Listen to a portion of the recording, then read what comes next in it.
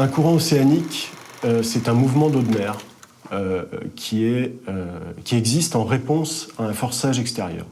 C'est-à-dire qu'en surface, par exemple, les vents mettent en mouvement une couche d'eau. Ce mouvement, forcé par le vent en surface, pénètre de proche en proche sur des couches inférieures.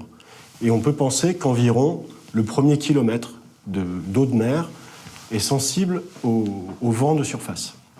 Donc ça, c'est le premier moteur de la circulation océanique et ça organise les courants de façon assez précise avec le Gulf Stream, avec les grands gyres, le courant antarctique circumpolaire, etc. Alors il existe un autre moteur pour les courants océaniques qui est lié en fait au changement de température en surface et au changement de salinité.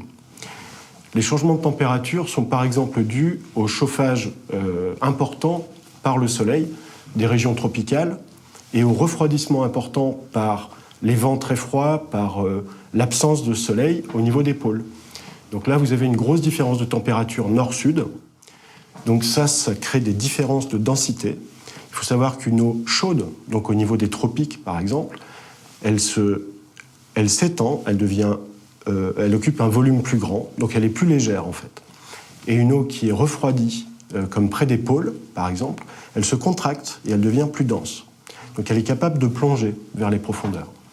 Donc vous faites plonger une eau de surface jusqu'à 2, 3, 4 km de fond, et cette eau ensuite revient vers le sud, le long, donc à 3000 ou 4000 mètres de fond, vers les tropiques. Et donc l'océan répond de façon naturelle et spontanée à cette différence de température. S'il n'était pas en mouvement, il y aurait un accroissement indéfini de la température dans les tropiques et un refroidissement perpétuel jusqu'à une congélation de l'océan aux hautes latitudes. Pour que le système reste en équilibre, il faut qu'il y ait un transport de chaleur.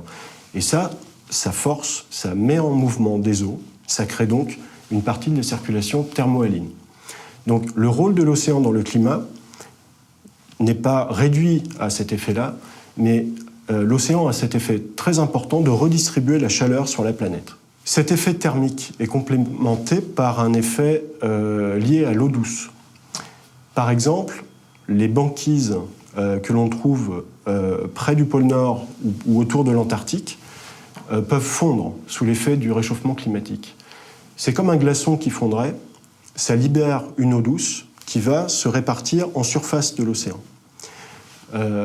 Car en fait, cette eau douce est plus légère que l'eau salée de l'océan environnant.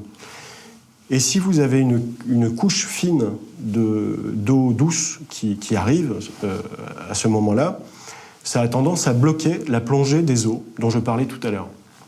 Donc ce grand tapis roulant est susceptible d'être ralenti par une fonte, notamment de la glace en Arctique. Et c'est l'une des craintes que l'on a en réponse au réchauffement climatique.